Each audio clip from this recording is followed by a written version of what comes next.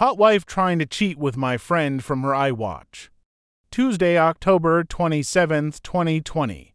So last night, my wife of 7 years decided to have a chill-out night after dinner. She went to the den and was watching her programs, while I flitted between watching the Spurs game, soccer, and doing some odds and ends that I had planned. Next thing I know, she's got the wine out and has had 2 bottles of the stuff. At around midnight, I went to check on her and saw she was out cold on the couch. I went to scoop her up when her iWatch thing buzzed and a message popped up on the screen. It said something along the lines of, "I can't do that, my name would knock 7 shades of shit out of me." I wondered what the fuck that was all about. So I pressed on it and it was a conversation between my wife and a friend of mine. Now, I wouldn't say this guy is a close friend, but he's someone I've played 5-a-sides with 4 years. Drank with and have known since we were teenagers. We used to call him Jacket Holder, because when we got into scraps as teens, he'd always be the guy holding the jackets while everyone else went for it. Right, so as I said, I pushed on the conversation while this thing is still attached to her wrist, and scroll up to the top, and as far as I can tell, it's him that contacts her first, unless she is deleted. There's lots of flirting and wink-winking going on, but nothing that you could outright say was cheating. Then I get to last night, and when she's drunk she starts openly begging him for sex. I couldn't believe my f***ing eyes. I'm paraphrasing here because I can't remember the exact words, but she was saying shit like how much she had always wanted him, how no one would ever find out if he did want to do something, and the last one that f***ing killed me, that she was great at keeping secrets. I tried to scroll on her watch but couldn't find any other messages, and I don't know her phone passcode. I put her in her bed and just sat in the kitchen in shock until I fell asleep, then got up for work at about 5:30. When I went to get in my work van, I just slunked down on the wheel and realized I couldn't face it, so I went back in the house, grabbed a half-drunk bottle of vodka, filled it to the top with Coke, and went on a walk down the railway line. We live beside a lot of woodlands and a disused railway line that goes for miles, and I've walked about half the length of it. I'm sitting under a railway bridge like a fucking troll right now, just seething at the whole thing. You'd probably think there's a fire going from a mile away due to the steam coming out of my ears. So, what do? I don't want to speak to her. I can't even bear to look at her after reading that shit. It was like a dagger through my heart. I just feel like every morsel of love I had for her has evaporated into thin air after reading her begging like that. F***ing yuck. I honestly want to ghost her man. If I could, I would never speak to her again. The whole "I'm great at keeping secrets" was the thing that got me though. Like, who even are you? It reeks, but it's a case of how far down the rabbit hole do I want to go? I don't care if I'm being honest, I'm just done. I've never felt so betrayed and disgusted in all my life. The thing is, I've invested so much in her, not just as a partner, but as a person. I loved her so much and thought her personality, and by extension my personality, reflected that of good people. To realize she's a backstabbing snake makes me feel like a snake. I feel like a worse person than I was yesterday. The only way I can describe it is for someone you looked up to, took advice and life lessons from, to suddenly find out they were a pedo or just a downright creep. Your entire perception of yourself and who you are would be shattered, because you've taken on board what they've said and invested time into a creep. God, I'm rambling nonsense, I apologize. I'm lucky in that our house is owned by my parents, who 6 years ago moved to a retirement village, and we moved in. The house will be bequeathed to me when they die, but I don't and hopefully won't own it for a long time. They couldn't be bothered with the upkeep and all the problems, etc., and wanted to see out their final days in peace, so when we do divorce, my soon-to-be ex won't be getting her hands on it. So, what do then? I'm honestly thinking of just not saying a word and throwing her right out. Also, while walking here, it went through my mind to get my mate, who's a locksmith, to quietly change the locks today. I could feed her any old garbage about something from the doors being broken She won't care what's going on anyway, as long as I'm about. Then after he's done, lock the front door and tell her to come and look at something out the back. When she comes out, run back in and lock the door behind me. That sounds childish as fuck, doesn't it? Seriously though, I don't know what I'm gonna do. I'm staring at a bottle right now, and my life feels like it has been ripped apart at the seams. As for that prick, so-called friend of mine, there's no doubt he was up to something here. There's also no doubt I wouldn't have caught wind of this at all, so I'll be seeing him very soon. Never mind holding jackets, he'll be holding his face. Wednesday, October 28th.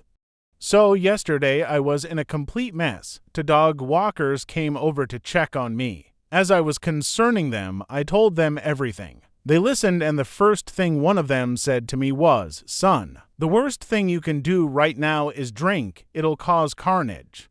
I have to thank her for that, because I was on the highway to hell at that point. I threw the vodka away, got in touch with a friend, and he said I could come to his for a while, to calm down.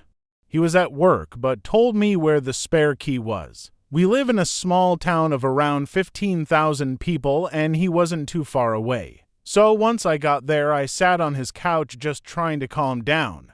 Throughout the morning, I was getting multiple texts and phone calls from my wife, asking where I was and what the hell was up, as my work van was still sitting in the driveway, and I was nowhere to be seen. I texted her back telling her that there was a problem with the engine, so I got a lift into work, which she seemed to buy, as she just texted back saying okay. When my friend got back from his work at about 5 o'clock, I told him everything that had happened and asked him his opinion. I also told him not to tell anyone about jacket holder, as that might then get back to my wife, which I didn't want at this point. I would deal with him later. By that I mean, I'll expose what a little rat he is. Knocking out of him doesn't help me at all as of now. As an aside to the people saying he had done nothing wrong, he messaged my wife first. He was being extremely flirty. What the fuck is he even playing at messaging my wife? For in the first place, he only knows her in passing, from afar. Look, I've got no problem with two adults conversing with each other, but they hardly knew each other, and it was flirty from the start, as far as I could tell. I think they've seen each other while out and about, and it's gotten flirty then. So my friend convinced me to try and keep a low profile and see what I could dig up, but at the same time, speak to a lawyer and get the ball rolling in terms of finding out my options, which I have done today. He took me home about 6 o'clock, and I was honestly dead on my feet by that point. I think the adrenaline pumping the entire day, then suddenly stopping, knocks it right out of you. So I was extremely tired when I got home. The second I walked through the door, I knew something was up, as my wife was on me right away, asking me all sorts of questions about work. I asked her, why does she even care? She said that I'd left my big flask and lunch bag in the front passenger side seat of my van, and something's been up today. She could feel it. I was about to lie, but I was just too tired. I couldn't be bothered putting any sort of charade up, so I just said, yeah, there's something up. That when I was putting her drunk arse to bed last night, a message came up on her iWatch, which I read, and all the other ones, and that she was a fucking disgusting cheat, that I wanted nothing more to do with. Her demeanor went from an arms-crossed person in power to a scared little girl within about a second. Great at keeping secrets, eh? Begging that little rat for Yep, read it all. She started sobbing, and I walked away and upstairs into the shower. When I got out, she was sitting on the top stair crying still, and the excuses started right away. How she was drunk, vulnerable, had never done anything like that before. How he had messaged her first, and it didn't mean anything. She was never gonna go through with it. The only thing she didn't do was try and blame me. She probably knew. I would have thrown her right out the door if she had tried that shit. I told her that I wanted a divorce and her out of the house within a month. Also told her that she was moving to the spare room. I've been pretty much ignoring her ever since, just scowling at her and shaking my head when she starts waffling nonsense. I don't want to hear it. She slept in the spare room last night, and I haven't spoken to or texted with her at all today. If I'm lucky, maybe she'll be gone when I get back from work, but my luck's not that good, I suppose. On getting her out, though, I was telling my parents what was happening, and my mother was adamant. I wasn't throwing her out onto the streets. She and my mother are close and always have been. We'd have been together 11 years in December. My mother was saying she made a mistake, and that we should sort it out like adults, that we've been through too much together, and that she didn't actually do anything, it was just words. She completely took her side over mine, couldn't believe it. Could this fuck me here? Like, do I have no right to ask her to leave if my mother is against it? It's gonna be my house when my parents pass, and I did nothing wrong, so I'm not leaving. It's probably gonna turn into a War of the Roses Part 2. I managed to get myself an appointment with a divorce lawyer for next week, so I'll be going to that to discuss my options. Until then, I'm just gonna ignore my soon-to-be ex-wife, I guess. I know she's probably not gonna admit anything else now. I'll never know if she was a really good liar, or she was just talking shit to him to get him on side with her for an affair.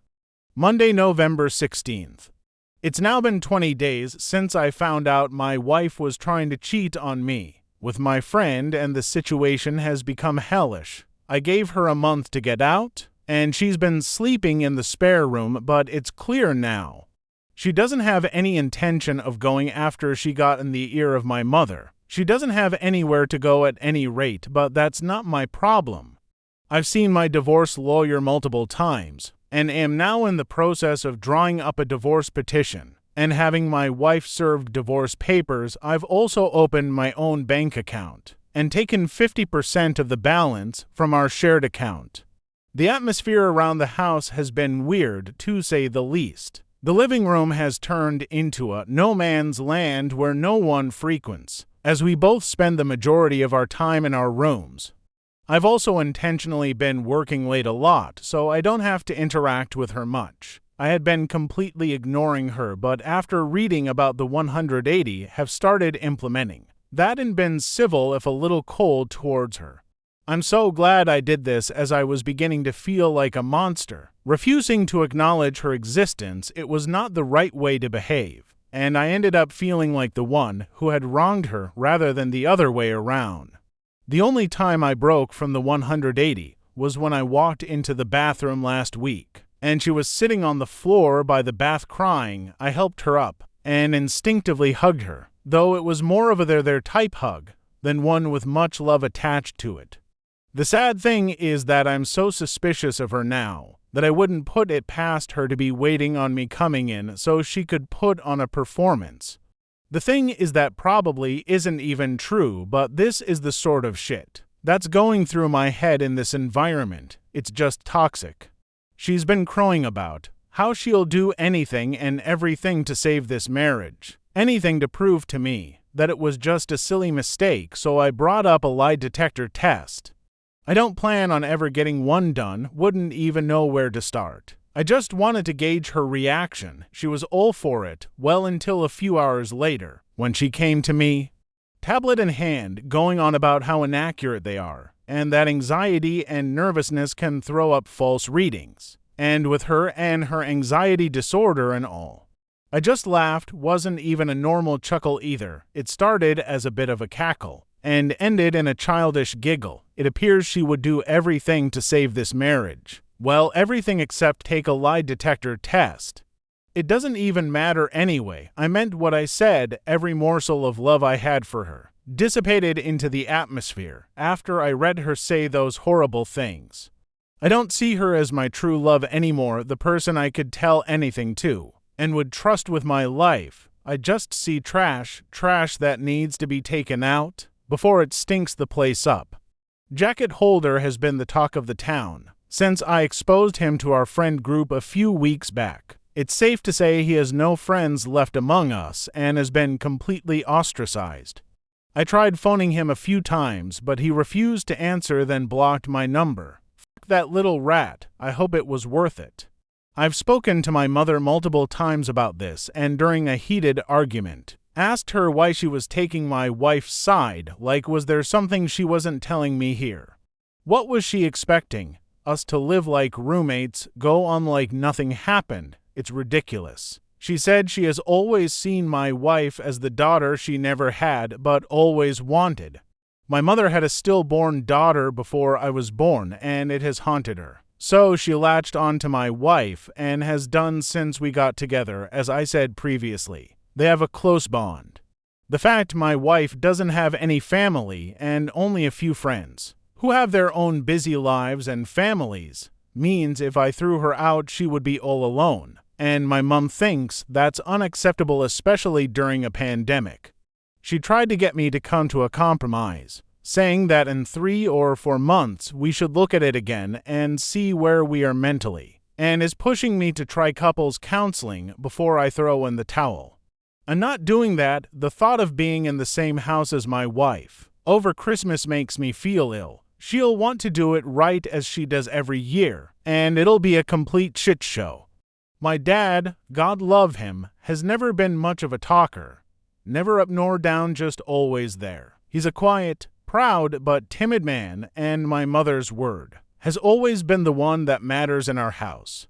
People been telling me that I'm selfish and spoiled, as it's not my house, and I have no right to make demands, but it's now a case of my wife or me for my parents. If worse comes to worst, I'm ready to walk out the door and never come back.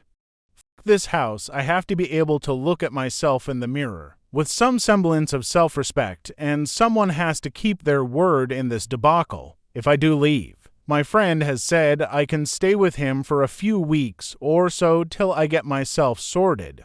If I do walk out that door, though, I'm done with my parents. I'll never speak to them again in my life. They'll probably see it as me giving up on them, me walking away without trying to at least have a go at fixing things first.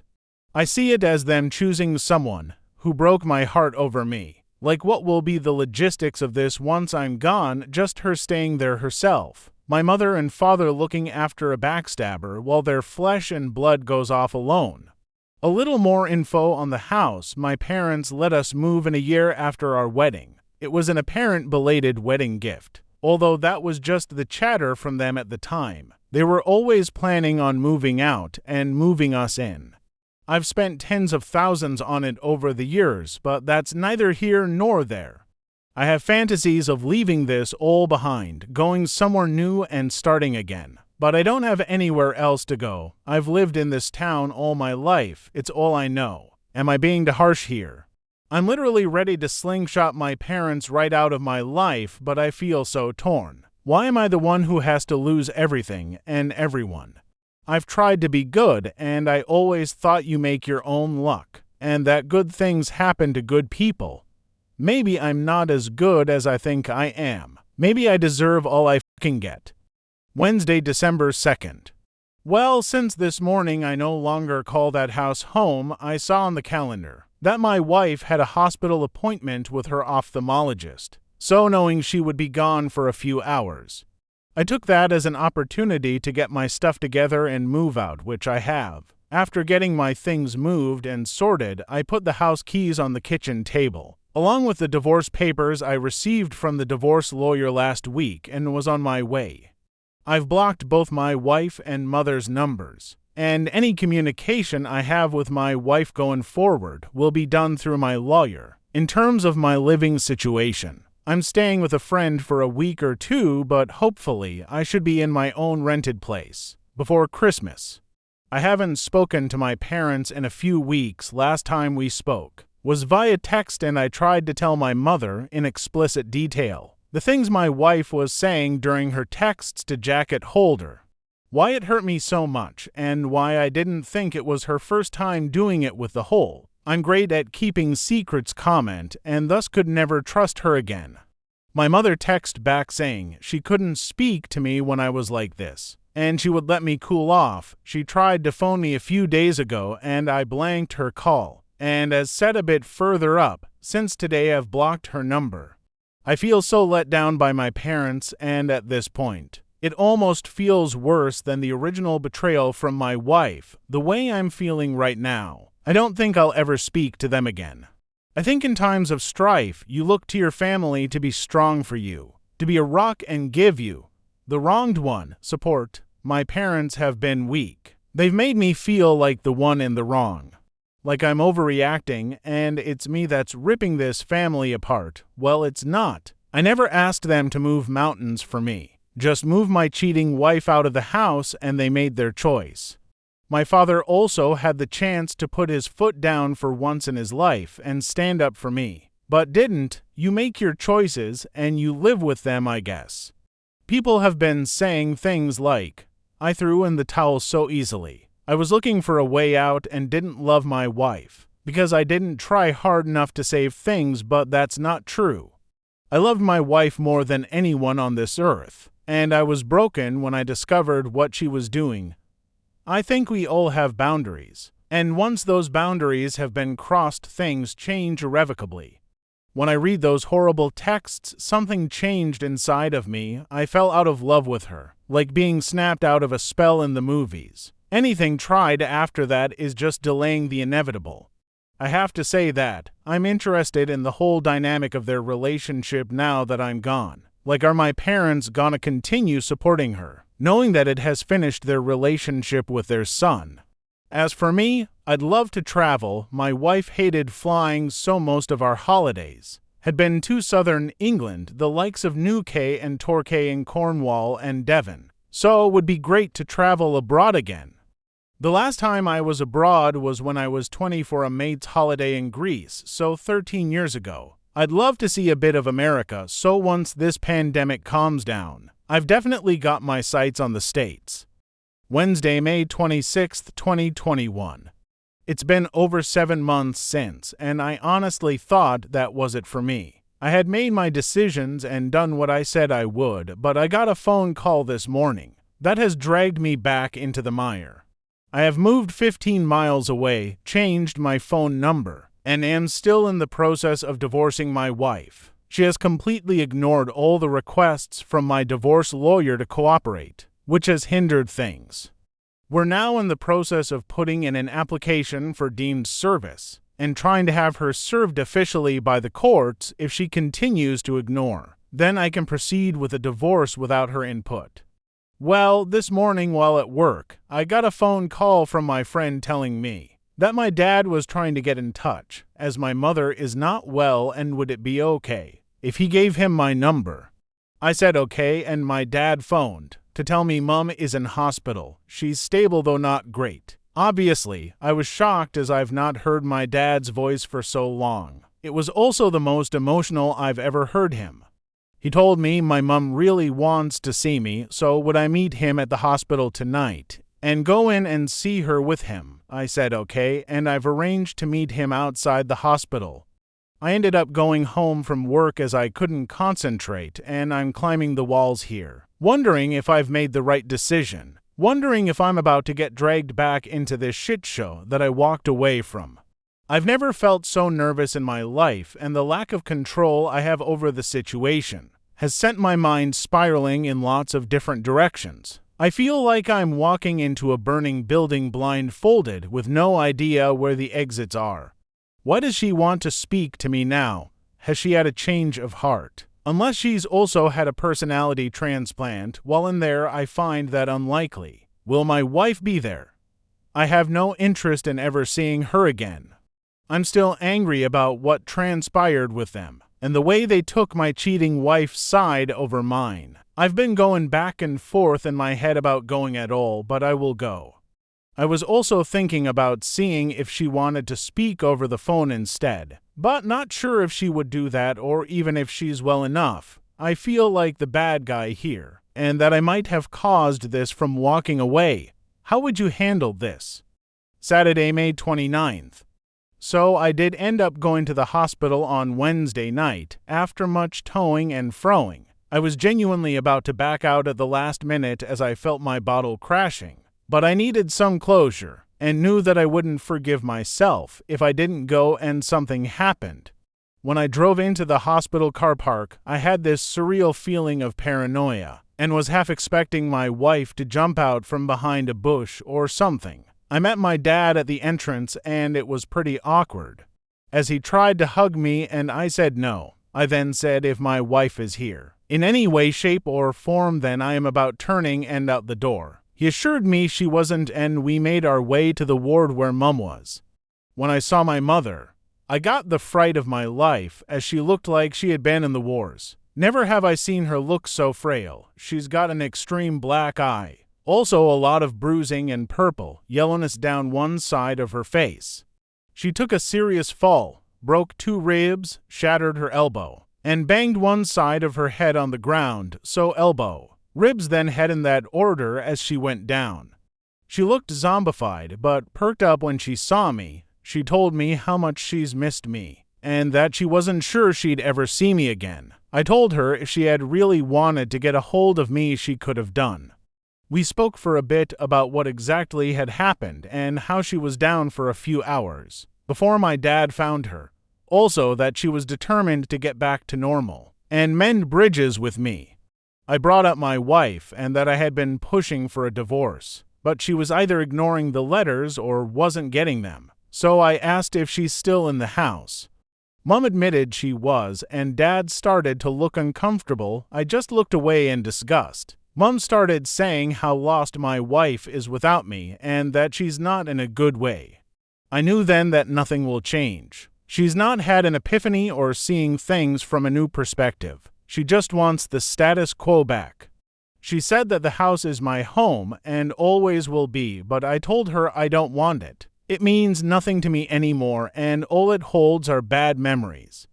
I stayed for under an hour all in all. When I left, I said if I want to get in contact I will, but don't be waiting over the phone for me to call, as you might be waiting a while. When Dad walked me out, he asked if I would keep in touch with him, and I said I would. Whether that's right or wrong, I don't know. Time will tell. When I got home, my emotions were a bit all over the place, from sadness to anger. But I'm glad I went. Couldn't help think about my wife as well and what she once meant to me. It'll never not hurt. When I think about everything that's happened in the last 7 months, it honestly doesn't feel real. The speed at which everything fell apart was just spellbinding. I know life comes at you fast, especially when you're not paying attention. And I wasn't paying attention. It was just sheer luck I found out about her trying to cheat on me. Cosmic coincidence, nothing more. I never saw the signs or put everything together. I just saw something on her watch, and it tore my f***ing life apart. I know now that it wasn't the only time. I know it in my heart. I see what she is and feel no love for her, only contempt. I feel she stole the best years of my life when I think about all the good times. They're just soured. It feels like someone else's life, not mine. My friend was saying I should see a therapist or something, to try and let everything out, or else this will fundamentally change who I am and the way I build relationships going forward. That's something I'm going to do, I think, as I do feel a bit broken inside. The last 7 months have been the worst of my life, but I'd rather they happened than been kept in the dark. I'm just hurt that it happened the way it did. But you can't choose the way someone fucks you over, I suppose. You just have to learn from it. I remember reading about loyalty being the most undervalued character trait, and I see that now. It's probably because you don't really know if someone is truly loyal to you until, well, they're not. It's not something you deal with every day, but now more than ever, I know how important a trait it is. Tuesday, July 20th.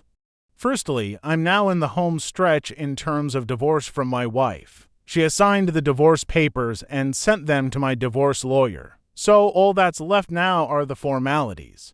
She sent me a message via my dad where she said she's sorry for not letting me move on, that she thought she could save things, but now she knows she can't, and she has to move on for her own well-being. I thank her for seeing sense. She doesn't want anything in the divorce and said she's going to move out of the house when she can get on her feet, which I'm okay with. In terms of my mother, I haven't spoken to her yet, but my dad said she's doing a lot better after getting out of the hospital and getting some normality back. I don't know how things will pan out with them, but I've said that if the house is going to be mine, then I want them to put it into my name now, to give me some security. then we can start trying to build bridges. We'll see how that goes. My biggest battles ahead are in my head and trying to get over everything that has happened. The brain is a wonderful yet frightening thing. To give you an example, I can still taste the truffles I scoffed, then threw up at my grand's house when I was like 5. I've never eaten truffles again, but I can still taste those fucking things 30 years later. When I think about it, what I'm getting at is I don't want to harbor thoughts, feelings, and opinions about everything that's happened 30 years down the road. I don't want to be one of those older people who's had everything good knocked out of them by the pain of life. You often hear about those people, how they used to be good, kind, or funny, but somewhere along the line, they've had experiences that have forever changed them, turned them into a person they never wanted to be, and all that's left is pain. I don't want to be that person. I have to let this pain go before it consumes me. I have started therapy and spoken to a psychiatrist both over the phone and in person, and it has helped me a lot to speak candidly about everything, if only for a little while. My psychiatrist also said something to me that really struck a chord. When I was moaning about how my best years were behind me, she said, "Your best years are the years you've got left." What I think she meant is the past is gone, it doesn't exist except in your mind. But the here and now does, and you can choose to make the most of it, or live in a past that isn't real to anyone but you. It's definitely a phrase I'm going to try and remember when I feel down. I said that I wanted to travel, and that is finally happening. My friend has committed to coming with me, and we're booking a flight to New York at the beginning of October for a week. Really looking forward to it. Always wanted to see New York when the leaves change. Reminds me of that movie You've Got Mail. I want this to be just the beginning of my adventures in terms of traveling.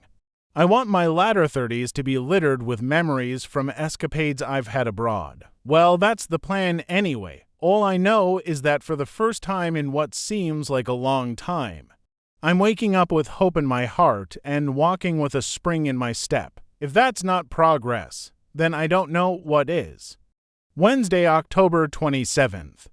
Well, it's now been a year since, so thought it would be fitting to give one last update and end things here. First things first, I'm now officially divorced. Feels like a weight has been lifted, but also a firm end to what was nearly a third of my life. I actually saw my ex-wife for the first time since last December, as I was walking into a shop in the town center about a month back after visiting a friend. She was opening the door to walk out just as I was walking in. We were both wearing masks, but I noticed it was her right away, and we made eye contact. She mumbled something that I couldn't make out, then we just sort of stared at each other for a few seconds. Then I walked inside. As I was walking around the shop, this feeling of utter sadness just enveloped me, and I had to take a minute to compose myself. It just goes to show, all it takes is one look for you to feel straight back to square one. Do I miss her? No. I miss the person I thought she was, but that person doesn't exist anymore. If she ever did, I don't wish her hurt or hardship though, I really don't. I just refuse to move forward any longer with hatred in my heart. The only person it'll burden in the long run is me. I also found out from a friend's girlfriend that she was sure she saw my ex-wife outside a pub in the city, all over another guy a couple of years back. Apparently she never said anything to me or my friend because she wasn't sure it was her and she didn't want to meddle. I'm extremely pissed off with her, as I could have done with that information years ago. It's hardly conclusive, but I could have confirmed if she was out that night, etc., and it would have saved me a lot of heartache in the long run. Now I know why I've never liked her. One of the reasons we wanted to book a flight to New York in October, apart from wanting to see NY in autumn, was that the travel ban between the USA and UK was supposed to be lifting in September for fully vaccinated travelers. Unfortunately, that has now been moved back to November 8th, which has put our plans into limbo. My friend also can't get the time off work now till the new year, so if I'm to go, then I'll have to go alone, which is a bit shit. Since we were both invested in going together, I'm pretty set on going in the new year with him. though I'll have to think things through more thoroughly. One thing this pandemic has consistently been able to do is throw up curveballs. So I really can't complain or say I'm surprised. I'll get there though, by hook or by crook. This is just the start of my journey in that regard. Remember, I'm struggling when it comes to my parents, in that all I feel towards them is complete apathy. I'm just having a difficult time feeling anything, and no matter how hard I try, I don't think that'll change. My dad has tried to build back the relationship again, but I just don't care anymore. That might sound harsh, but it's the truth. I said that I wanted them to put the house in my name, though I haven't followed up on that. I think I was just angry at the time, and wanted to assert some dominance at the outset of our conversations, but I really couldn't give a fuck about that house. I think I would rather live in the house from Nightmare on Elm Street than there. It wouldn't change anything anyway. It can't turn back time, unless it's turned into a time-traveling house since I've gone, or circumvent what they did. It's just the sad consequence of the choices they made. To anyone out there thinking of forgiving a cheater, please don't. I implore you. You're flogging a dead horse. Don't be that person, desperately scrambling to put out fires started by your cheater partner while they gleefully reignite them. I feel stronger than ever after everything that's happened, and reading a lot of infidelity support forums in the last year, that you're letting yourself in for a world of hurt if you don't cut your losses. Kind of a relevant story, but at the start of the year I had a really scary experience when I cut the back of my trouser leg on a metal bin while brushing against it at work. I never realized it had caused a cut until I went home, and when I went to bed at night, I felt kinda weird. I woke up about 2 a.m. and my leg was pulsating. I felt deathly ill, was seeing double, dizzy, and was alternating between a severe fever and chills. I understood right away it could be sepsis, so I phoned an ambulance, which they said was going to be 2 hours plus, as it was a Friday night and at height of COVID, and my thoughts were doing light speed laps around my head while I was hyperventilating like crazy. Do you know the only thing that calmed me down? When I was freaking the fuck out, I accepted that I was possibly going to die, and then for some reason, I just didn't feel afraid anymore. I don't know if it was the whole accepting fate state of mind, but when I accepted that it might be over, it took all the permutations out of the equation, and everything became very simple and calm. I've been thinking about it a lot lately, and when I think about cheating, I feel very similar. You have to accept that what you had is over. It's long gone if someone is willing to plunder such depths and stab you in the back so mercilessly for their own gratification. Fighting that unwinnable battle is noble, and all, but when you're pissing into the wind with lottery odds of success, is it worth it? Is it worth the pain? I don't think so. I understand everyone has their own situations with kids, etc. But some fights are just straight up folly. Accept that it's over and things will quickly become clearer. That's just my view. It's funny, I haven't written about my thoughts and feelings since I was in high school. I work up roofs for a living. This experience, though, has coaxed that side out of me, a side that I had pretty much forgotten existed. If something good has come from this fiasco, it's that I'm not going to bottle things up any longer. It's been cathartic for me to get things out there and see the bigger picture of my situation. Writing things down has helped me more than I ever imagined, so it's something I'm going to continue to do, even if it's just writing to myself on a journal or notepad. I think there are instances in your life, when all said and done, that you can put a pin in and say, things were on a knife edge that day and could have gone either way. I shudder to think what would have happened had I not reached out for help on here, or seen those dog walkers. I'd likely have been blackout drunk, at death's door in a ditch somewhere, or in jail for firing Darren, aka Jacket Holder, straight through his fucking window frame after going through his house like a tornado. Honestly, though, it frightens me to think where I'd have ended up if things had gone south.